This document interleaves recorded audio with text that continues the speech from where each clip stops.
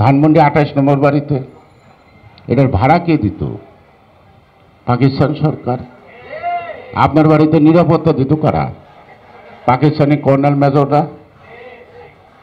আপনি তো লিখছেন আপনার যে সন্তান জয় যেদিন ভূমিষ্ঠ হয় আপনাকে যে জিপে গেছেন মেডিকেলে, সেই জিপটা চালাচ্ছে একজন কর্নেল সাহেব। মাঝে মাঝে যে আপনার মেডিকেল চেক আপ করতে যেতেন মেডিকেলে, সেই গাড়িটাও চালাইতো পাকিস্তানি আর্মিরা। 9 মাস পাকিস্তানের বাজার খেয়েছেন, ভাত খেয়েছেন, মাছ খেয়েছেন, ডাল খেয়েছেন, মাংস খাইছেন, আরামে দিন কাটাইছেন। আপনি ক্রস করেন খালেদা জিয়া কোথায় ছিল না? এটা আপনার মানায়?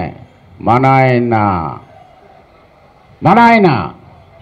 সুতরাং কোনো অর্জনে যার কোনো পরিশ্রম নাই, ত্যাগ নাই, তার অহমিকা থাকা ভালো না, তার বেশি গর্ব করে কথা বলা ভালো না। যার অবদান থাকে তারা কিন্তু বলে না, তাদের কথা মানুষ বলে। জিয়ার কথা মানুষ বলে, জিয়া তো বলে যায় না জীবনে কিছু, ঠিক না? He has done lot for the nation.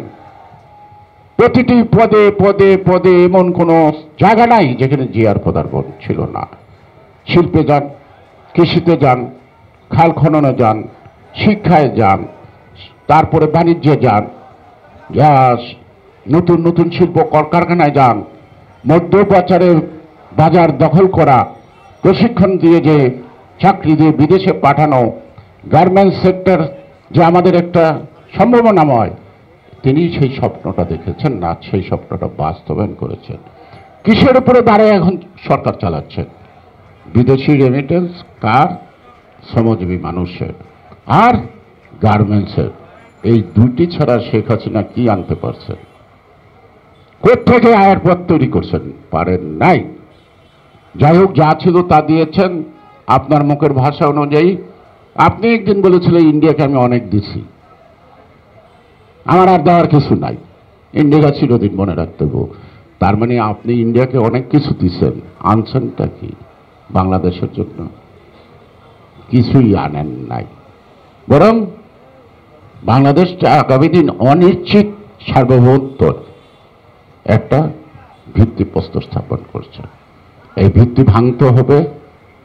আমার সেই শত শহীদের রক্তে অর্জিত বাংলাদেশ, সেই জিয়া তিনি বীরুত্তম, আমি বলি না, তিনি সব উত্তমের উত্তম, তার নাম জিয়া।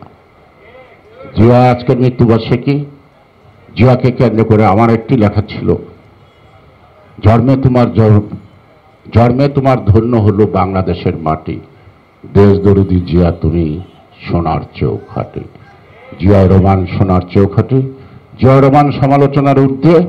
জিয়া রহমানের দেশপ্রেম নিয়ে কোনো কটাক্ষ করার সুযোগ নাই, তার সততা নিয়ে কোনো কথা বলার কোনো মানুষের সুযোগ নাই। সো দ্যাট আমি অনেক লোক দেখেছি, কিন্তু আমি একটি লোককেই মনে রেখেছি, সেটা হলো আমার দেখা জিয়াউর রহমান। এই জিয়াউর রহমান যখন হারিয়েছে আরেকটি জিয়া দেখব, এটা আমি আশা করি না। কিন্তু তারপরও জিয়াউর রহমানের চিন্তা চেতনার ধারাবাহিকতা পূর্ণ করছেন বেগম খালেদা জিয়া 9 বছর রাজপথে থেকে। তাকে আটকে যারা দলটাকে ধ্বংস করতে চায়, তাদের মুখে চুন কালি দিয়ে আজকে ভারপ্রাপ্ত চেয়ারম্যান তারেক রহমান আজকে দলের হাল ধরেছে। প্রায় তাকে নিয়ে আসে না, ওই ক্ষমতা আপনার নাই। তাকে আনতে হবে না, সে মাতৃভূমিতে আসবে। যেদিন আসবে সেদিন যে ঢেউ উঠবে, সেই ঢেউ আপনি কোথায় তলায় যাবেন, ভেসে যাবেন, সেটা নিয়ে ভাবেন।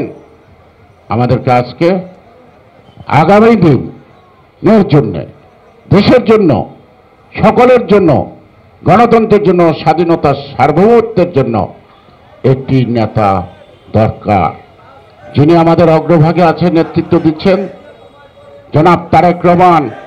তাকে আপনারা দয়া করে ফাঁকি দিবেন না, সততার সাথে তাকে সহযোগিতা করেন, সততার সাথে অনুসরণ করেন। আমরা রেখে যেতে চাই বাংলাদেশের স্বাধীনতার সার্বভৌমত্বের অতন্ত্র প্রহরী জিয়াউর রহমান, খালেদা জিয়ার পর আগামী দিনে তারেক রহমানের লেখা হবে স্বাধীনতার সার্বভৌমত্ব গণতন্ত্রের অতন্ত্র করি তারেক রহমান। আমি মনে হয় এইটাই সবাই প্রত্যাশা করে আপনাদের কাছে। সেই কারণেই ওনার অক্লান্ত পরিশ্রমের ফসল যাতে নষ্ট না হয়, তা যেন সংরক্ষিত হয় এবং কথায় নয় কাজের মধ্য দিয়ে আন্তরিকতা দিয়ে তাকে অনুসরণ করবেন। তাহলেই বিএনপি সার্থক হবে, তারেক রহমান সার্থক হবে, দেশবাসী মুক্তি পাবে।